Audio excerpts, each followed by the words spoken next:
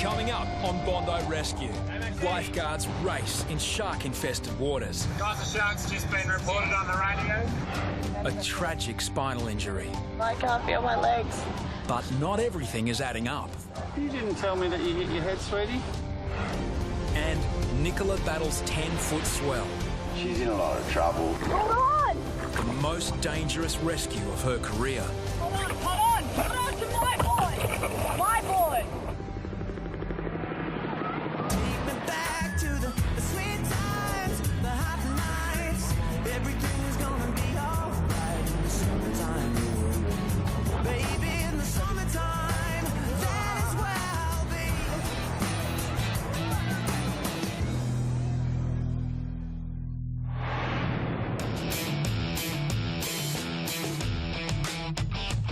be. Lifeguards have patrolled Bondi for over a century. But while hundreds of men have worked here, just a handful of women have joined the service. Yeah, we would definitely have more women on the service. We just don't have that many coming along and applying. The most recent female lifeguards have been trainee Tamika Wright, former Ironwoman Brooke Castle, and now former pro surfer Nicola Atherton, currently the only woman serving at Bondi.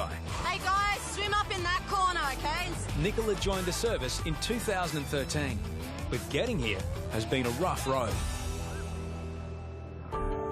When I was young, I guess, I was just always just a bit different. I was really tall and overweight and dyslexic, and I couldn't read or write. Bullying shaped my life. It just seemed like these kids just always needed that person to put down, to, you know, to hit, to throw things at, to say things to. After years of bullying, Nicola found an escape. Surfing was that one for me where I just it was something I could do by myself whenever I wanted. And it really, really saved me from a lot of things, obviously, because I was out and exercising. I was able to lose a bit of weight. It's all I could think about, you know, like I'd finish school and I'd run down and go surfing. Aged 18, Nicola became the world junior champion, then travelled the globe as a pro surfer. For roughly 10 years, I'd qualified for the world tour. I never, ever in my wildest dreams thought I'd ever actually achieve. After the pro tour, Nicola was more than qualified for lifeguarding. Her water skills are second to none. Like, she's an ex-pro surfer. You know, she's won the Pipe Masters. You know, she's brilliant in the water. She excels in every situation she's put in. It must be pretty hard working with 35 guys and one girl. I've been lifeguarding for a year now, and it's been awesome to be working on the beach, and I kind of get my fix of the ocean through my job, which is unreal. I'm the only girl that can launch a ski at Poppa. I like that. A cyclone swell off North Queensland has caused some of the biggest waves to hit Bondi all summer. That was massive. Lifeguards are on high alert. You know, when you get those massive days, the beach can't handle it, so it's when pretty much all rips start firing, and the north corner, it was just howling. It was one of the biggest rips on the beach that day, which is, you know, it's quite rare. There's a clubby trying to do a rescue and they're about to get smoked on the rocks. A volunteer surf lifesaver is attempting a rescue in the rip at North Bondi. Nicola is called to back up. Should we go quicker? Yeah, I'm sure you've seen that. The clubbies are all freaking out. They're screaming for more help. You're going to have to go straight out.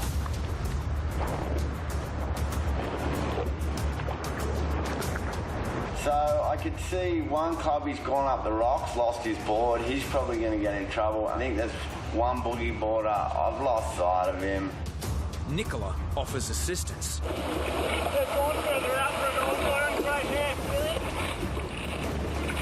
Yeah, Nick's going way out, boat ramp style. We've got a mass rescue in 10-foot surf. This is heavy, very heavy. Nicola asks local surfers if they've seen an elderly man on a bodyboard. Is there someone else? I was just checking, just like, hey, is everyone okay? And they were like, no, we think this guy will get into trouble. That guy? Okay. Nicola identifies a man clinging to a bodyboard. He should not be out here.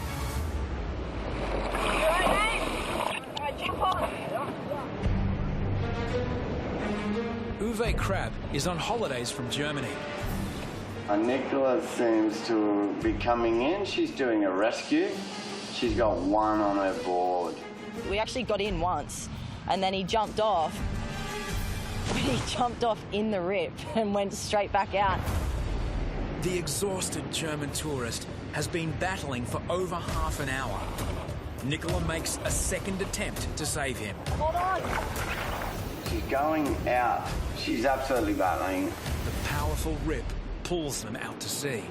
The waves were so big, there was so much happening. The rocks right there, and he just can't understand what I'm saying. And I just couldn't communicate with him. And we're sitting in the rip, just going out to sea. Get off. And then finally, like, I got him on the board and I had to roll a wave with him. The man struggles to understand Nicola's instructions. Hold on to my boy. Hold on, trying to help you. Next thing was, how do I get him in? The waves are massive. Get off. At that point, I knew I couldn't get him back in to the beach. Oh, wow. Nicola's still trying to get this guy in. She's in a lot of trouble.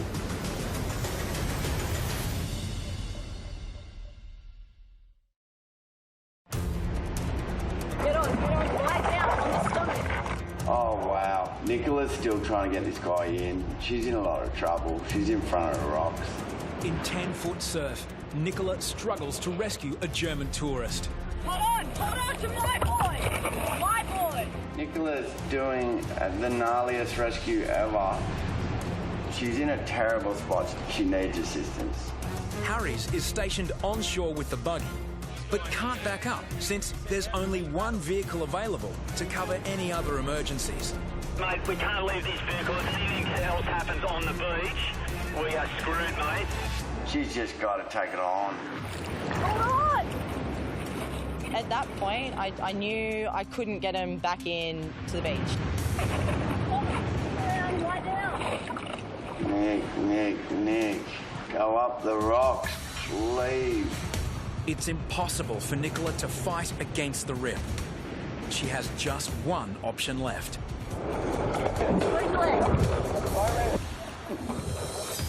The narrow boat ramp is sandwiched between rocks.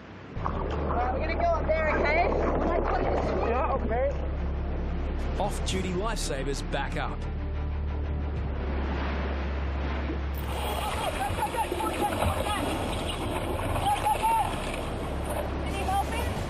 Nicola has sent him up the rocks, which is one of the heaviest things to do, and two bystanders drag the guy across the rocks and up to the boat ramp. I think he got a few scrapes, but yeah, I think he's more than happy to be on dry land. Doesn't matter if you're Kelly Slater, you're going to get smashed out in the water, and it's remaining calm, and she remained calm. She knew that she had to get the bloke in, and she did the right thing. The reason why this rescue was particularly hard was just because I couldn't communicate with him, and it kind of all made sense when I met him on the beach once I finally got myself in. Thank you very much. It's okay, I'm sorry, I was yelling at you, I just couldn't... I'm sorry, I couldn't understand you because I'm carrying a hearing aid. Oh, really? Okay. But I felt a bit terrified by the size of that water really mountains behind me. Yeah, they're big water mountains today. I think today it's a land day. No more water mountains. Yeah. Nicola's rescue has impressed her teammates. It's Nicola, man. She's sweet. You could put her in a cage full of lions and she'll come out all right, you know? Bondi's elite lifeguard pride themselves on being the benchmark of surf rescue. But how do they compare to the rest of Australia's watermen? One of the great proving grounds for ocean swimmers is the Rottnest Channel swim. Held in Western Australia, the race is a grueling 20 kilometres from Cottesloe Beach to Rottnest Island. It's a pretty fierce swim. It's a pretty big competition. Last year, the Bondi boys placed second in the four-man team event. They were a little bit disappointed with that. So this year we were really pumped to go over there and show our best and put in a massive effort. We needed to win this year just because, you know, we're watermen.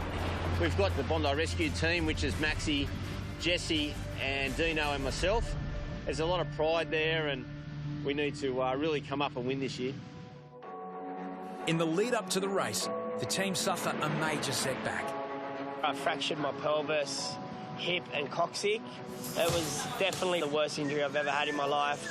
A lot of people were like, there's no way you're going to make this swim. But I always like to prove people wrong. Jesse finally gets the all clear from doctors just weeks before the race. I just put my head down and my ass up and trained as hard as I could for it. How's the back feel, mate? 8-9 weeks ago, I never thought that I'd be right here, right now. It's a few weeks out from Rotto, and I'm frothing to get there. Race day, Cottesloe Beach, Western Australia. I was really pumped before the race. I was going to lead off the beach. Yeah, I was psyched just to smash out that first 1,500 metres and tag Maxie and sort of bang away from them. He's flying! Go on, Dino! That's Dino up there with the straight arm. Win it. Maxie's about to jump in and hopefully we can keep stretching out the lead. The race is a relay. Teams of 4 rotate through 6 hours of swimming. Yes, straight up there, bro. When Dino tags Maxie at the first changeover, Bondi are in first place. It's definitely a bit rougher out there than previous years. But there's swimmers everywhere at the moment and boats. Chaos. The Western Australian coastline is one of the sharkiest places in the world. Since 2001, there have been 14 fatal shark attacks. With the sharks in WA, they're predominantly big sharks, great whites. There's some big 5-6 metre scary sharks over there. That's renowned for sharks. Sharks everywhere. Poppa has taken precautions. Considering everyone had a bit of fear, I thought I'd bring in the shark bands for our team. Shark bands are a watch-like device which emit an electromagnetic signal. I felt more comfortable wearing the shark band, but a great white's a great white. 6 kilometres offshore, disturbing news comes in. We got the call over the radio that no swimmer wants to hear. Guys, the shark's just been reported on the radio. 3-metre shark, unknown species. That was pretty scary hearing that. We didn't see the shark, but it said puts your heart into your throat for that moment. Jesse, next swimmer in line, needs some encouragement. He was a bit hesitant, but I think the 3 of us pushing his back straight in, he went. Oh, go, son, go! Go! Still recovering from serious injury, Jesse has more than sharks on his mind. I was just thinking about my hip, my pelvis. No, am I going to be able to make it? Go, son! Moments after starting his swim leg, Jesse stops. Swap over, I've got a heavy pain in the gut. I had to jump out at one stage because I just didn't think I was going to make it. I kind of jumped in the boat and Dino jumped in and swum. He wasn't looking the best. He said he had a bit of pain. It was going to be a big swim if he had to pull out. The lifeguard team placed second last year. It'll be impossible to win with one man down.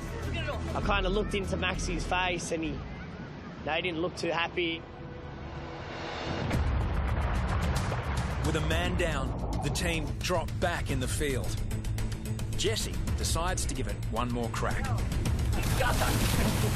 Yeah, I pushed through and all I wanted to do was win for the team and I was pushing my body to the limit. A rival team continues to lead the race. We just push ourselves as hard as we can. Every time someone jumped in the water, we push, push, push, push. But Bondi claw their way back to second. Maxie jumps in for the final straight. Dano handed me the baton. He said, I want you to finish at home, and I swam as hard as I could. The finish line, Rottnest Island. Maxie emerges from the water. Bondi are victorious. When Maxie crossed the line and we came up afterwards, there was huge elation. Yeah, it's an amazing feeling. This year was 5 times harder than last year. Last year was like a pool, and this year it was like 2-foot chops, so it was, yeah, way harder. It's a courageous effort by Jesse, just weeks after recovering from injury. Jesse was a little bit sore, but it probably showed his toughness and his fitness level, and now showing also that he's ready to come back to work and be back on the beach and back to normal duties. Top physical shape is essential for lifeguards, but so too is expert medical knowledge. Every year, lifeguards treat hundreds of people, often in tragic circumstances. He's got no movement, so he's got no feeling at all. Mid-afternoon, and a woman complains of neck pain following a collision with a surfboard. Slide you down and back, just let your whole body go. Dino quickly administers pain relief via the green whistle. How does that feel? Keep breathing, keep breathing. She walked herself out of the ocean, but then when we sort of stabilised her on a spinal board, she complained that she had no sensation in her lower limbs. Can you feel me grabbing your foot? No. You can't. What about this foot? No. No, that's all right. At that point, I was genuinely worried for the girl. You think this girl could be paralysed or quadriplegic for the rest of her life. And were you out the back when the girl ran over you? A lady just didn't think of where she was going and went straight over me with her surfboard. And now I can't feel my legs.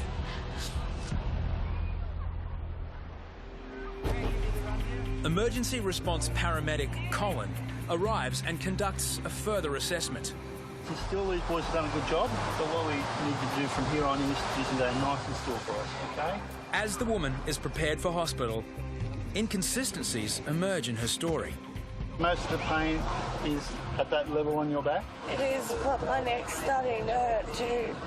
But you didn't get hit up there? When I hit my head, I cracked my head under the surf. So you hit your head as well as being hit by the surfboard? You didn't tell me that you hit your head, sweetie. Are you nice and still? My initial instinct is to help a patient as much as possible. But at the end, when the story changes a couple of times, it starts to get a little suspicious.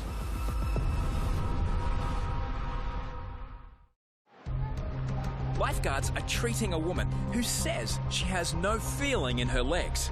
I was really worried for her, and I took the utmost precaution, but there didn't seem to be the mechanism of injury that I'd seen before. Yeah, righto. Dino remains unsure about the woman's story. No mark on her back where she got hit. And then she probably got hit in the head. She didn't mention the pain, so I The woman is transported to hospital for x-rays. Word came back from the hospital when things started to get serious in there that she decided to discharge herself instead and walk away.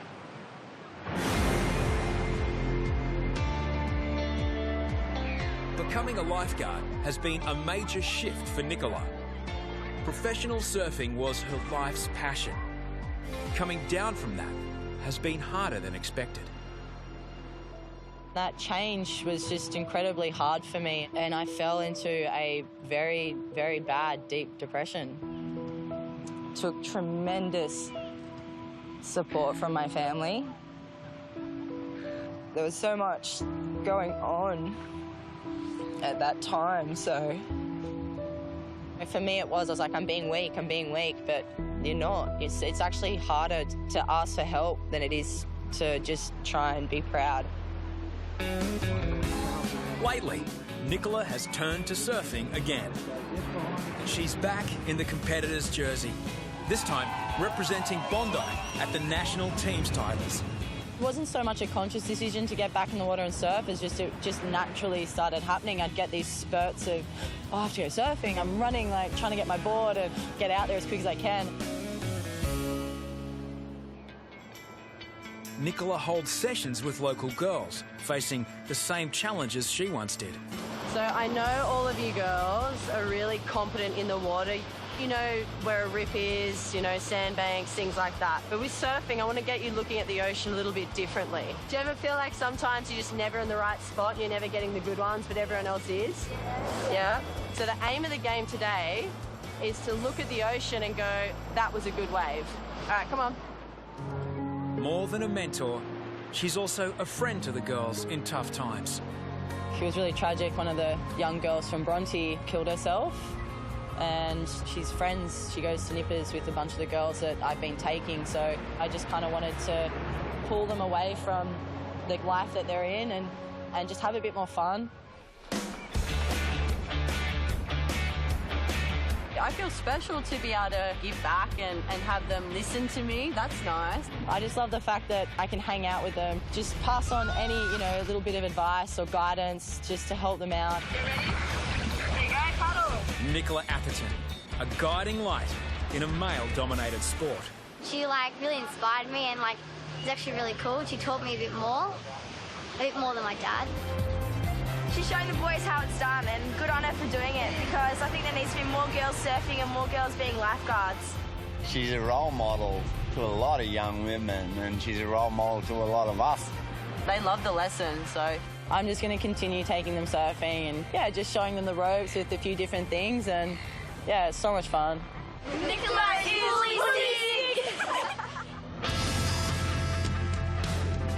As the seasons come and go at Bondi, old faces make way for new ones. It's been this way for over 100 years. What comes with this job is a huge amount of responsibility. There's the weight of history on your shoulders. Bondi's circle of life begins with fresh-faced trainees.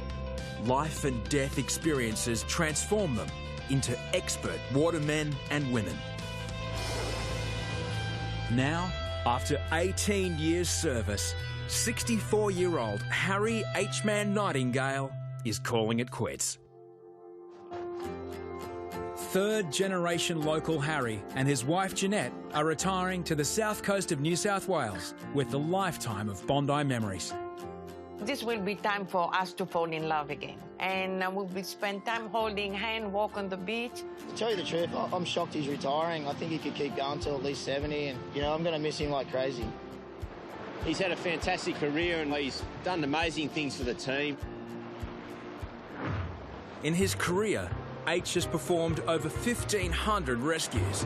The best one, I think, was when he had those tourists that disobeyed him and he got really grumpy and pulled one of them up by the hair and they laughed in his face. But If I hadn't seen him, he'd be dead. You wouldn't be smiling, love you being rescued. he wasn't happy. H is famous for his no-nonsense style of beach management. What an imbecile! He has a signal for every scenario, whether they be this kind of thing or that kind of thing. Come back in now. I'm not going to miss him on the megaphone. Oh, yeah, definitely. He can take the megaphone with him when he goes. Harry Nightingale is the oldest ever lifeguard. He definitely looks it. He's a unique man, just, to say the least. I think there's one thing I won't miss is his jazz in the tower. A whole day of jazz music going on. If H is in the tower, we've got no say on the radio. It's jazz 24/7. Puts it up real loud and just gets in his little trance. I'm not going to be missing that. Later today, Bondi's lifeguards are giving Harry the send-off of all lifeguard send-offs. This afternoon we're going to send off H in true Bondi style. He won't believe what we've got in store for him. Stay close to shore if you're not a very confident or strong swimmer. Lifeguards live by the saying, prevention is better than cure. Okay, for all the swimmers on the shore here, come in, move up the beach. But some beachgoers simply can't be told. This is not a swimming area, just come straight in. For them swimmers at the back, just look at my hand and go in that direction. And for everyone else, just get out of the water as quick as you can. At Backpackers Rip, Troy is warning a group of men for the second time. Please make your way out of the water. If you want to swim, the red and yellow flags. Once they drop off that ledge, off they go. And they were going quick. Two real bad just on my right here in front of me. What do you reckon? Yeah, I reckon you're in. Can enter central. I may have to back up Yatesy, but I'll hold off as much as I can. Copy, mate. Yeah, it's a turbulent little section, eh? It sure is. They're really close together, so you should be able to hold them all up. In seconds, the rescue increases from 3 to 4 as another swimmer calls for help. You could see they looked scared, but one guy was yelling, "Come to me first." the men ignored lifeguards about swimming here.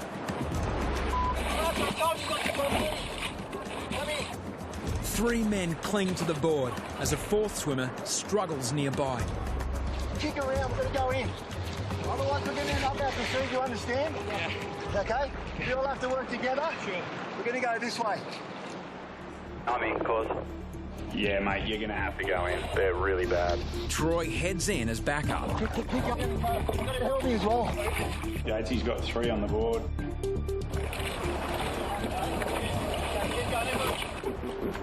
Oh, he's got 4 now. Oh.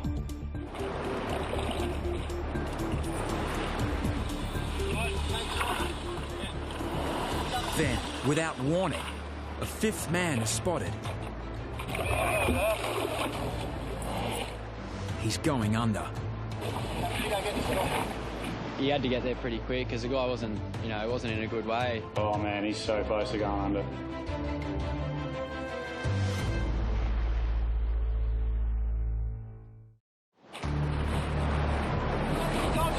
In the middle of a mass rescue, with 4 men between them, Kick around, we're going to go in. Yatesy and Troy spot another victim.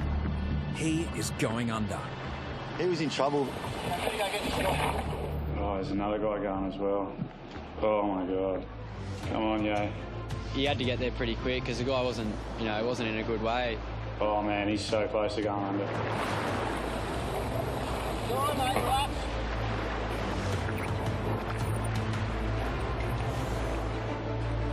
Yatesy grabs the man seconds before a wave washes him under.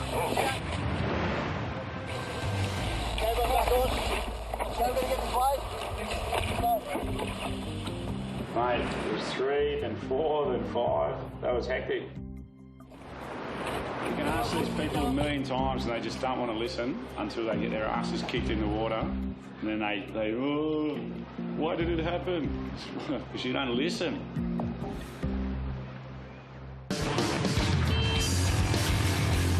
Whether they're racing to rescues or dealing with life and death emergencies, 15, 16, 17, 18, 19. lifeguards raise their heart rates every day. Today, though, it's romance which has hearts racing at Bondi. Stacey, I met probably a bit over 3 years ago, sort of hit it off from there, and from that moment we knew that there was something special, and we've hung out ever since. At a winery 2 hours south of Bondi. Another single Bondi lifeguard bites the dust. How you feeling? Yeah, right, good. In the zone? Yeah. Ready to get married? Yeah. Hoppo is famous for staying cool under pressure. Got the suit. I was a little bit worried about Hop because he keeps things pretty close to his chest, you know. It's a big moment, and I suppose a little bit of sweat starting to come on, and yeah, just see how we go. This might break me. All the guys at the beach have never seen Hoppo nervous. He's really calm and collected, but I think today you'll see him crumble. That's my bet. It's kind of kiss before a first date. There are 35 lifeguards, but only one could be best man. I was kind of overwhelmed at first and I was really nervous. We've been through a lot together over those years and known each other now for over 40, so it's, you know, I couldn't go past having him as the best man. Even though I've known him since 5 years old, I wanted to cut costs, so if you get a comedian, I've got a comedian, a best man, he can sing, drama, entertainment, it's all in one. It's just saved me a fortune. Did we get a stubby yet or what? I want to get married, but I don't have a chick. With friends, family and lifeguards present, it's the moment of truth. There's no running now, I'm stuck. I'm locked in now for the roller coaster ride's about to begin. Stage come down and I just looked at him, he was just like, he was nervous. And I was nervous for him. Probably found it a bit harder than actually working on the beach. This was something that sort of made me a little bit weak at the knees. Well, good afternoon and welcome to this iconic venue here on the South Coast. Stace was there and she was reading her vows and she started tearing up, and it's hard not to get the lump in the throat. Thank you for always supporting my hopes and dreams. But what made it easier is look across to my little old mate there, Box, and he had it dribbling down his eyes, so it didn't make me look that bad. And this is proved to be true. I looked at Stacey and she was crying, and then I looked at Hop and he had like tears in his eyes, and then I looked in the front row and all the ladies were crying. I went, oh, I'm gone. And I promise to cherish and nurture this love. And then the celebrant kind of stopped for a second and he went, right, are you too?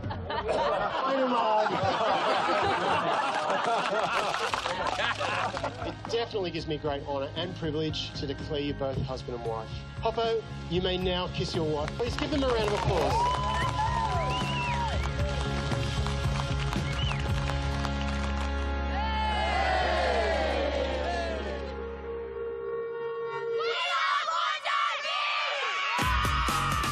It's the end of the season, and pressure is mounting on trainees Jethro and Glick.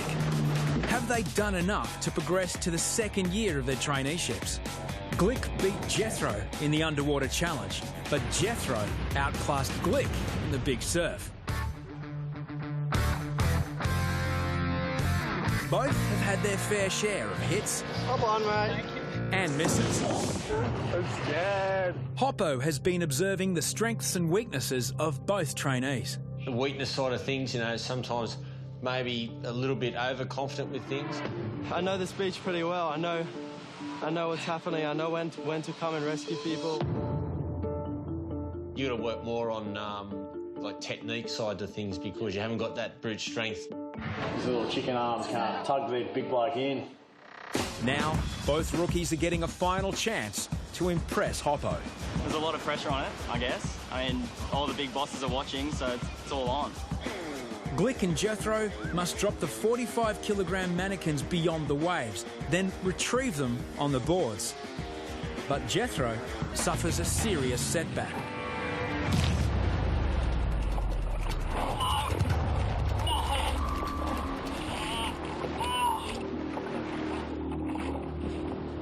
I knew immediately something was wrong.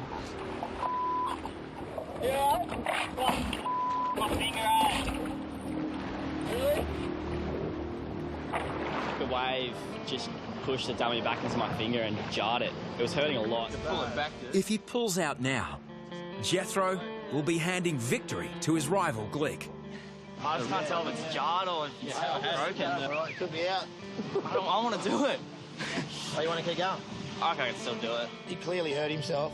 And Hop said, look, just sit it out, you know, it's okay. And he was like, nah, I'm going back out. Yeah, let's go. I had to keep on. I had to push through it. Otherwise, who knows what the boys would have thought. It's only a thumb. Glick could sort of more manhandle the dummy onto the board, whereas I had to be a bit more technical. And there's a technique we use where we roll the board. He's actually listened to what I told him. I said to roll the board over and make it easier on him. Glick glides in, but Jethro's ride isn't so smooth.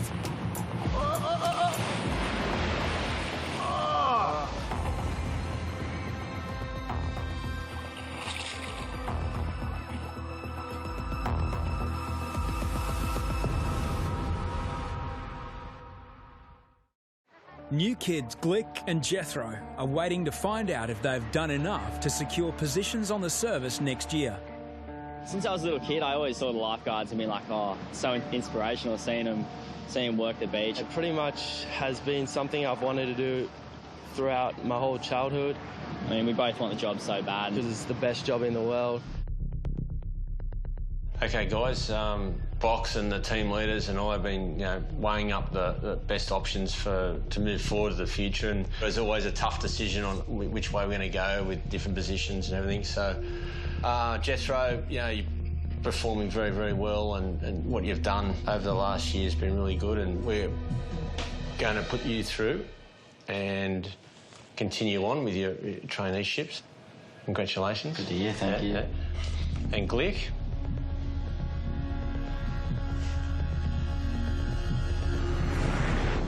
Of course, we're going to take you through as well. Silence is violence, mate. It's a cruel welcome to the second year, but neither trainee is complaining. Thank you, Hop. All right, thanks, Glick. Thanks, Jeffrey. Definitely the best news ever. We had a bit of a chuckle after. It was pretty funny. It was a perfect outcome. We said we're both kept on. We've both done a really good job overall. I'm stoked for the both of them, you know. I'd hate to see either of them go. Glick and Jethro hit the beach for a lap of honour. But as every senior lifeguard knows, Bondi isn't the place to rest on your laurels.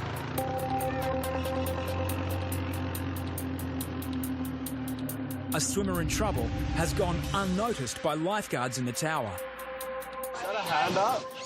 North corner to Bondi Central. We might have to go in here. There's a head. I think he might have just waved, but stand by.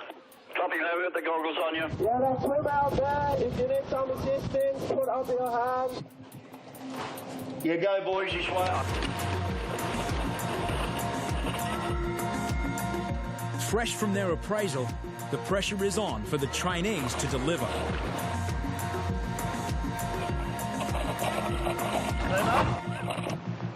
Yeah, it's big. We'll just have to wade in. Well done, Jeffrey. Good, eh, Jeffrey?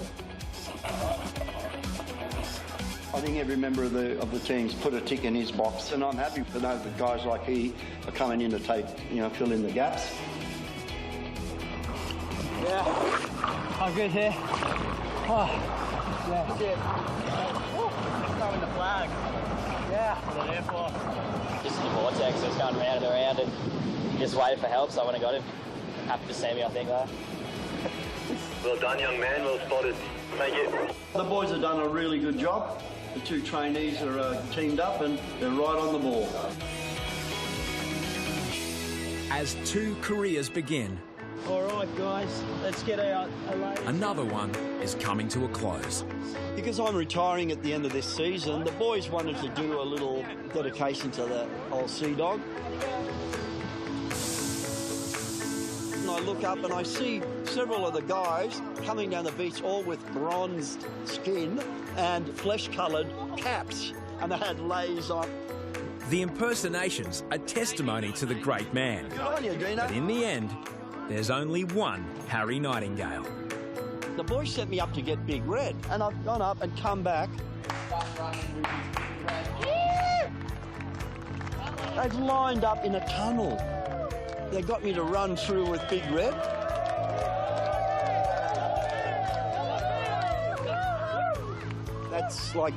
That's the best trophy I've ever had in my life. It was a wonderful thing. And plus my wife came down, and it's the happiest I've seen Jeanette in a long time. All right, we're having a tribute to H surfing contest. We want to get out. We want to style it up for H and send him out in style. The more H like you are, the more points you'll score. First heat, let's do it. Go!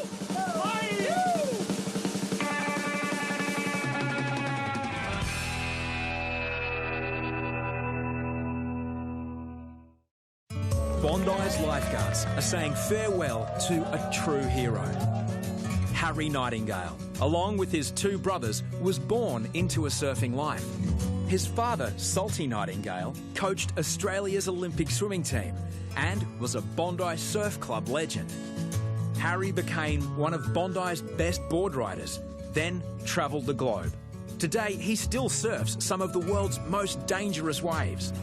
He is, in the true sense of the word, a legend. All right, we're having a tribute to H surfing contest.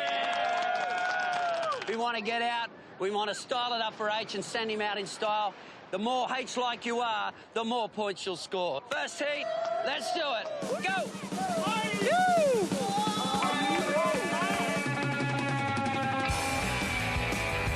Yeah! Nicola ripping! Oh, no! The manoeuvres were the scorpion, which is probably one of the most difficult manoeuvres to pull off. Who's that, Dino?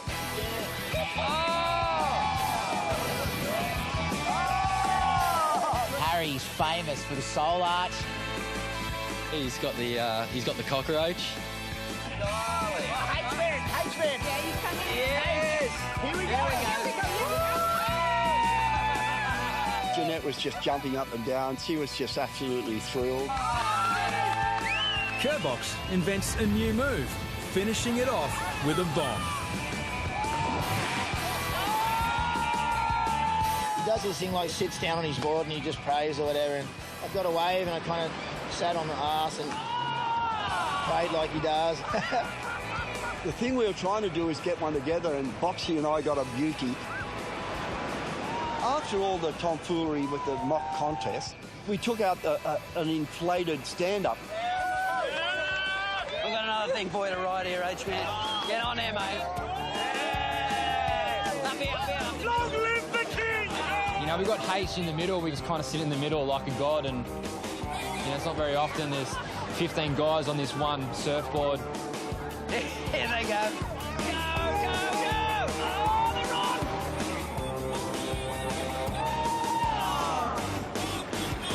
That was just comedy capers. It was like Keystone Cops comes to Bondi.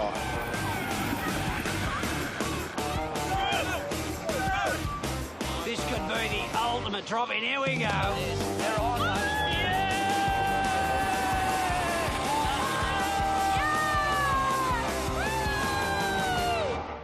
Okay. And what an incredible afternoon. Unbelievable tribute to H-Man. Thank you, guys. Is a joint winner with H-Man and Box, joint winners for 2015. We want H-Man up on the stage. Someone H-Man. I wanted to say a few words. H. Hello, testing. How do you use this? I'm not real sure. Yeah, it's just been really great to have worked with all of you. Yeah, I've run out of words. But yeah, just keep it on, you know, just watch the flags.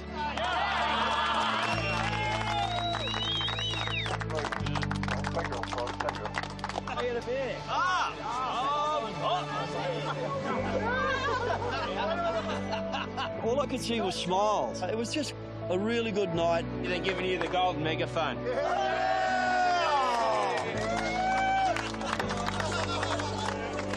Doesn't work! He's the most beautiful soul in the world, and he's the essence of Bondi. He always has these positive vibes that he sends out. It dead set makes you smile for the rest of the day when you work with him. I still think there's heaps of room for him to improve. It's just that they're going to have to do it without me.